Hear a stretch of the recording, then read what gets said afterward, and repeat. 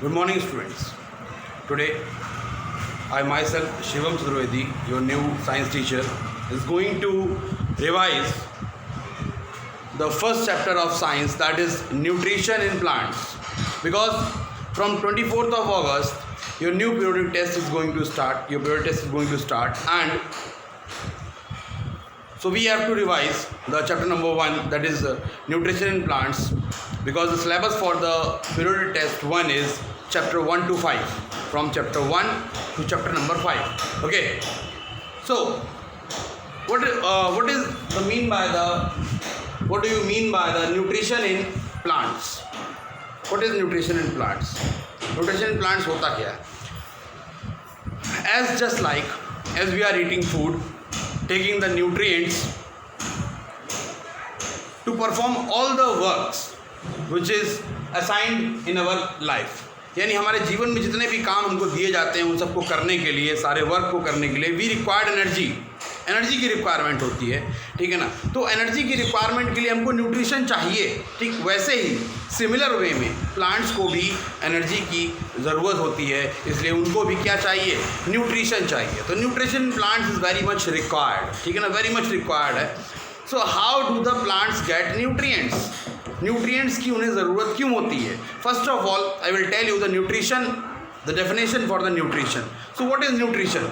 Nutrition is the process by which the plants obtain the important materials for their growth and development, ठीक है ना। Nutrition वो process है जिस process से प्लांट्स अपने न्यूट्रिएंट्स को ऑब्टेन करते हैं, और क्या मिलता है उनको, एनर्जी मिलती है, और वो डेवलप करते हैं, ग्रो करते हैं, अपनी ब्रांचेस को निकालते हैं, अपने लीव्स को निकालते हैं, न्यू लीव्स को निकालते हैं, फ्रूट्स को निकालते हैं, तमाम काम को करते हैं, ठीक है ना। तो इन सब प्रोसेस को करने के लिए क्या चाहिए, energy, and that energy is supplied by the nutrients and by the process of nutrition. So what are the nutrients क्या होते हैं, nutrients क्या हैं, थोड़ा सोचिएगा।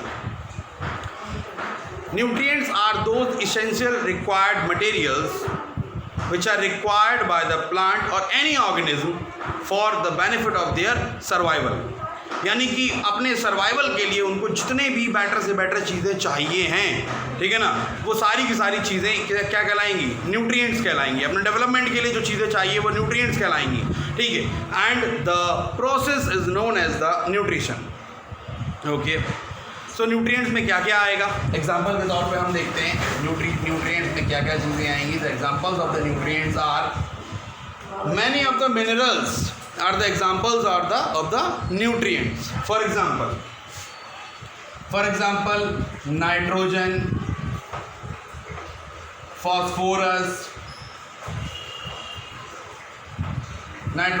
phosphorus, potassium. In class 9th you will read that the nutrition is of two types, ठीक है ना। न्यूट्रिएंट्स जो हैं वो in class 9th nutrition two types, you read in this class only, and that the nutrients are of two types. Number 1 nutrient is in class 9th you will read that nutrients are of two types. Number 1 nutrients are macronutrients, and number 2 nutrients are micronutrients. Macronutrients are those types of nutrients which are required in the large amount. For example, nitrogen, phosphorus, potassium, these are the macronutrients. इनकी जो plants को ज़रूरत होती है वो ज़्यादा amount में होती है, जबकि दूसरी तरफ माइक्रोन्यूट्रिएंट्स होते हैं, ठीक है ना। कैल्शियम है और दूसरे मटेरियल्स हैं, ये सब क्या है, ये माइक्रोन्यूट्रिएंट्स हैं। इनकी प्लांट्स को कम अमाउंट में रिक्वायरमेंट होती है, लेकिन कुल मिला के रिक्वायरमेंट होती है। तो 16 ऐसे न्यूट्रिएंट्स हैं, ठीक है ना, जिनकी प्लांट्स को रिक्वायरमेंट है, ठीक। उसमें वाटर भी एक न्यूट्रिएंट है, उसमें गैसेस भी एक न्यूट्रिएंट है, ठीक है ना, क्योंकि गैसेस का भी प्लांट्स कहीं ना कहीं यूज़ करता ही है, ठीक है ना, चाहे वो प्रोसेस रेस्पिरेशन की हो या फिर वो फोटोसिंथेसिस की हो। फोटोसिंथेसिस की प्रोसेस में कार्बन डाइऑक्साइड को यूज़ करेगा और रेस्पिरेशन की प्रोसेस में ऑक्सीजन को यूज़ करेगा। तो these two gases are also the nutrients, ये भी उसके लिए एक तरीके से न्यूट्रिएंट के रूप में काम करेंगे, क्योंकि उसका वो यूटिलाइजेशन कर रहा है। खैर, तो ये न्यूट्रिएंट्स हैं, and the process by which the plants obtaining these nutrients is known as the nutrition. There are two types of nutrition, ठीक है ना। बेसिकली आपके में 2 टाइप्स के न्यूट्रिशन दिए गए हैं आपके सिलेबस में, ठीक है। तो number 1 nutrition is autotrophic nutrition. Autotrophic mode of nutrition क्या होता है? तो autotrophic mode of nutrition is that mode of nutrition in which plants prepare their own food, यानी प्लांट्स अपना फूड खुद प्रिपेयर कर सकते हैं. So that process is known as the only autotrophic nutrition, and the plants which perform the autotrophic mode of nutrition, those plants or those organisms are known as the autotrophs. So there are two modes of nutrition. Number one, autotrophic mode of nutrition, and number second, heterotrophic mode of nutrition. Autotrophic mode of nutrition is that mode of nutrition in which plants prepare their own food. Plants, not only plants, green plants, in which green plants prepare their own food. Prepare their own food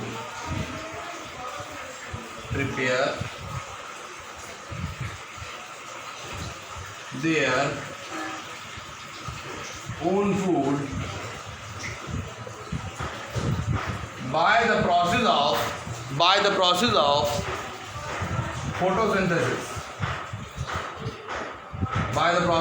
photosynthesis. So photosynthesis is the process which are performed by the green plants only, and only the green plants can prepare their own food. So that's why they are known as the autotrophs. Those organisms which perform the autotrophic mode of nutrition are known as the autotrophs. Only the green plants are the autotrophs because they can only perform the photosynthesis because they have the chlorophyll content in it. उनके अंदर क्या होता है? Chlorophyll होता है. तो जो green plants की सेल्स होती हैं, लेकिन उनके अंदर क्या होता है? क्लोरोफिल होता है, और क्लोरोफिल कंटेंट की वजह से ही वो केवल अपना फोटोसिंथेसिस प्रोसेस कर सकती हैं. अब मैं आपको बताता हूँ फोटोसिंथेसिस क्या होता है.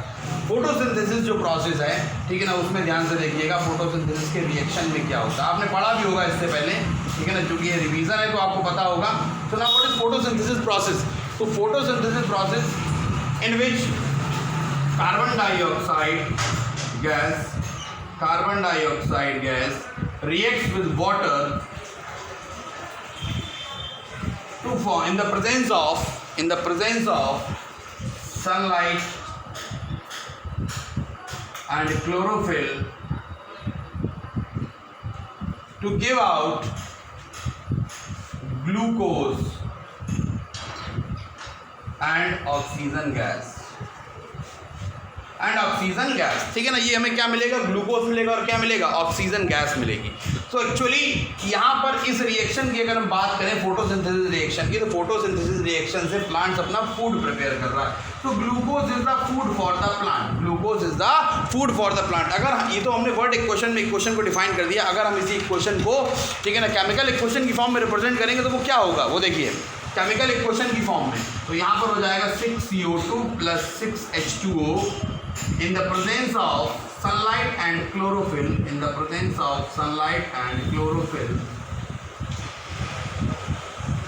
gives out C6H12O6 + 6O2. ये रिएक्शन आप लोग हमेशा आगे तक पढ़ते रहेंगे, ठीक है ना. क्लास 10th तक इस रिएक्शन को पढ़ेंगे हम लोग, ठीक है ना. तो ध्यान से समझिएगा, इस रिएक्शन को याद भी कर लीजिएगा क्योंकि रिएक्शन क्लास 10 तक काम आने वाली है आपके. खैर, ये रिएक्शन जो है वो केवल ग्रीन प्लांट्स में ही होती है because they have the chlorophyll content in it, क्योंकि उनके पास क्या होता है? क्लोरोफिल होता है. और क्लोरोफिल होता कहाँ पर है? लीफ के अंदर क्लोरोफिल कहाँ पर होता है? पहली बात तो मैं बता दूं, क्लोरोफिल होता कहाँ? लीफ के अंदर होता है. और लीफ के अंदर कहाँ होता है वो मैं समझा दूँ आपको.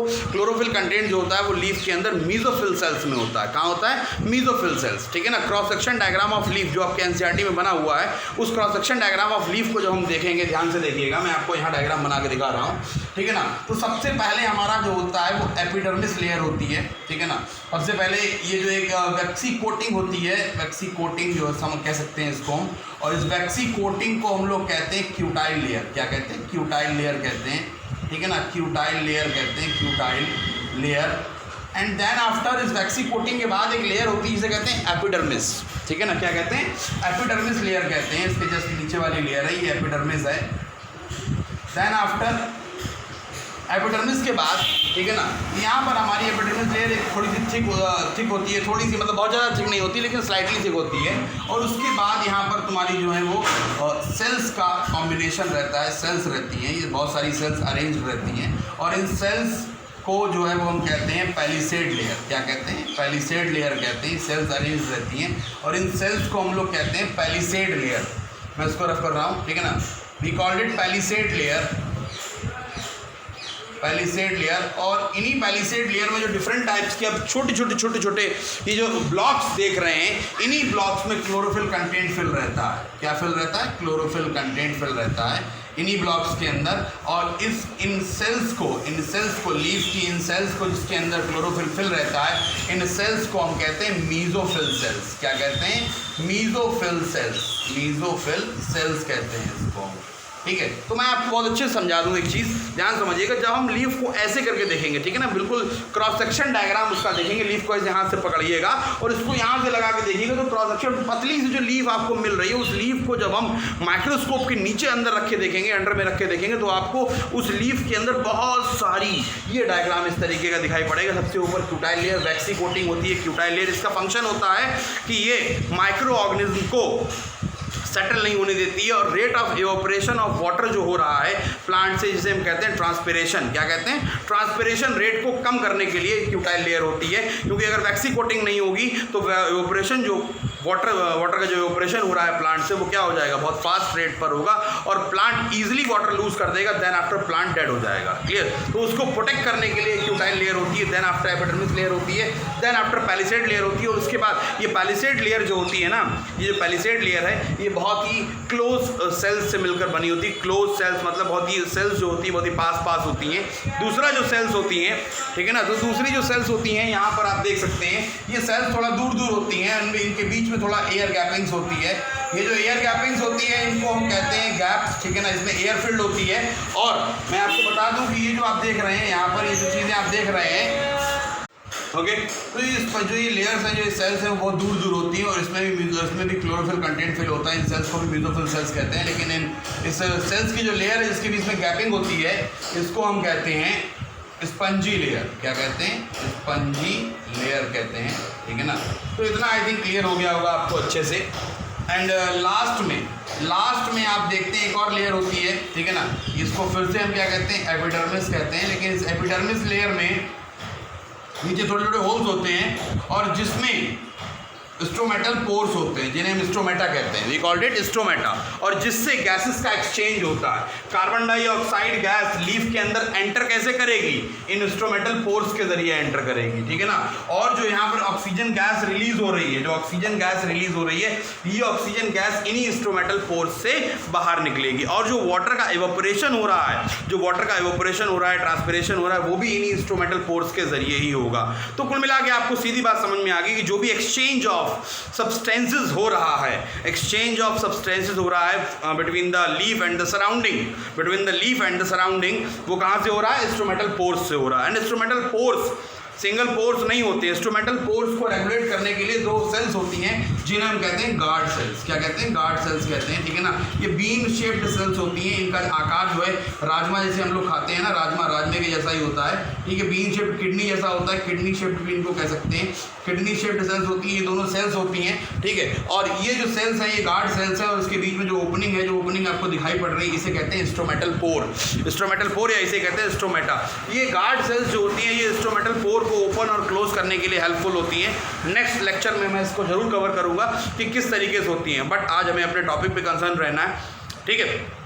तो यहाँ पर जो गार्ड सेल्स होती हैं वो स्ट्रोमेटल पोर को यानी स्ट्रोमेटा को कंट्रोल करती हैं, यानी कब ओपन होना है कब क्लोज होना है, that are decided by the guard cells. Now my next topic is, so यहाँ हमने कवर किया autotrophic mode of nutrition. Autotrophic mode of nutrition है perform by the green plant because they have the chlorophyll content in it, so that's why photosynthesis reaction takes place there, and the green plants are termed as the autotrophs. Now number second mode of nutrition, so that is actually heterotrophic mode of nutrition. Heterotrophic mode of nutrition is that mode of nutrition in which any substance, any organism have to dependent on the other organism for their food.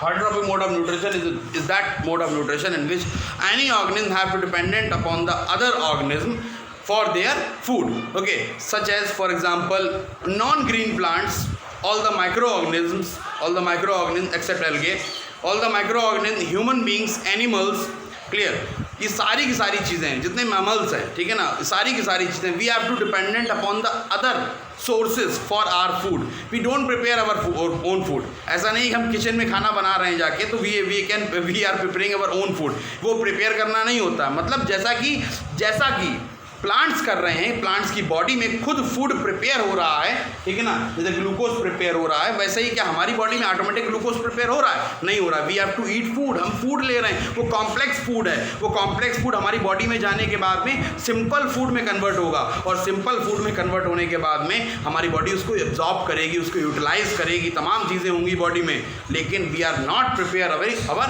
Own food, so that's why we are heterotrophs. हम क्या हैं? Heterotrophs. ध्यान रखिएगा इस चीज़ को, we are heterotrophs. तो heterotrophic mode of nutrition में भी क्लासिफिकेशन है, ठीक है ना, 3 टाइप के क्लासिफिकेशन दिए गए यहाँ पे। क्लास 10th में भी आप यही पढ़ेंगे जाकर दोबारा से, चैप्टर नंबर 1 लाइफ प्रोसेस में, ठीक है ना। क्या क्या दिए गए हैं हेटेरोट्रॉपिक मोड ऑफ न्यूट्रिशन में? नंबर 1 दिया गया है आपका सेप्रोट्रॉपिक मोड ऑफ न्यूट्रिशन या saprotrophic nutrition. Saprotrophic nutrition,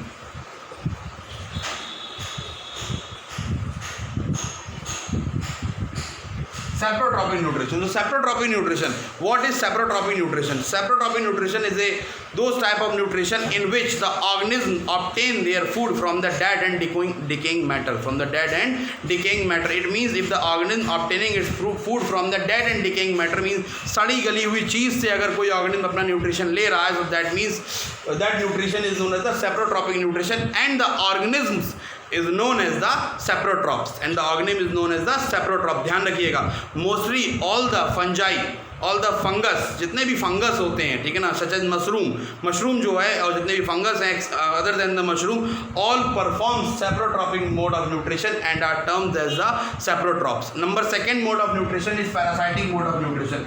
So parasitic mode of nutrition is those type of mode of nutrition in which organism obtain the nutrition from the host's body, in which the organism obtain the nutrition from the host body without killing it. यानी बिना उसको मारे उसकी body से क्या लेता रहता है? न्यूट्रिएंट लेता रहता है, बिना उसको मारता भी नहीं है और उसकी बॉडी से न्यूट्रिशन भी लेता रहता है. So that mode of nutrition is known as the parasitic mode of nutrition, and the organisms are known as the parasites. कुछ ऑर्गेनिजम्स की मैं बात कर रहा हूँ, एनिमल्स की बात कर रहा हूँ, जो पैरासाइट्स हैं मैं उसकी बात कर रहा हूँ. नंबर 1 अगर हम बात करते हैं तो पैरासाइटिक मोड ऑफ न्यूट्रिशन में आ जाएगा सच एज लीच, ठीक है ना, सच एज लीच, लाइस, ठीक है ना. लीच आपने देखा होगा, जोंक, लाइस, जुएँ जो होते हैं वो भी सर में मौजूद रहते हैं, ठीक है ना. लाइस, लीच आपने देखा होगा, जोंक, ये भी क्या रहती, दूसरी बॉडी में चिपकी रहती है, उससे न्यूट्रिशन लेती रहती है, ठीक है ना. एंड जो हमारे स्टमक में वॉर्म्स हो जाते हैं, ठीक है ना, तो राउंड वॉर्म्स हैं, ठीक, ये भी तुम्हारे जो हैं वो क्या है, स्टमक में जो वॉर्म्स हो जाते हैं, कीड़े हो जाते हैं पेट में, वो भी क्या है, वो भी पैरासाइट्स हैं, ठीक है ना. बिकॉज ये न्यूट्रिएंट्स ले रहे हैं होस्ट बॉडी से और लगातार न्यूट्रिएंट को एब्जॉर्ब कर रहे हैं, लेकिन इसकी वजह से न्यूट्रिएंट बॉडी मर भी नहीं रही है, ठीक. तो दीज आर ऑल पैरासाइट्स. अगर हम किसी प्लांट की बात करेंगे तो कस्क्यूटा की बात करेंगे, कस्क्यूटा को हिंदी में अमरबेल कहते हैं, ठीक है ना. तो अगर इसको किसी भी प्लांट के ऊपर आप छोड़ देते हैं तो वो उसी प्लांट से अपना न्यूट्रिशन लेती रहती है, ठीक. और एट लास्ट में जो है वो न्यूट्रिशन, ये पैरासाइटिक प्लांट है वहाँ का, ठीक. तो कस्क्यूटा एक पैरासाइटिक प्लांट है. नंबर 1 इतना हो चुका है पैरासाइटिक न्यूट्रिशन. अब हम नंबर 3 की बात करते हैं. नंबर 1 नहीं, सॉरी, नंबर 3. तो नंबर 3 जो न्यूट्रिशन है हमारा वो है इंसेक्टिवोरस प्लांट्स का. इंसेक्टिवोरस प्लांट्स का जो न्यूट्रिशन है उसको भी हम कह सकते हैं एक तरीके से हेटेरोट्रॉपिक मोड ऑफ न्यूट्रिशन है, क्योंकि वो अपना हालांकि वो ग्रीन प्लांट्स होते हैं, ऐसा नहीं ग्रीन प्लांट नहीं होते, ग्रीन प्लांट्स होते हैं, बट लेकिन वो क्या करते हैं, वो जो है अपना न्यूट्रिशन को हेटेरोट्रॉपिक मोड ऑफ न्यूट्रिशन इसलिए परफॉर्म करते हैं क्योंकि जहाँ पर वो मौजूद होते हैं उस सॉइल में इतना न्यूट्रिशन नहीं होता है कि सिर्फ ऑटोट्रॉपिक मोड ऑफ न्यूट्रिशन से वो अपने रिक्वायरमेंट को फुलफिल कर सके. So that's why they have to perform the heterotrophic mode of nutrition and they have to eat the insects. वो इंसेक्ट्स को ईट करते हैं, so that's why they are termed as the insectivorous plants. Okay, so almost half chapter is completed. So today we will complete till this topic only, and in the next class I will continue from this topic. So goodbye class, thank you, and you all are requested to watch this video to learn all the definitions again and again. Okay.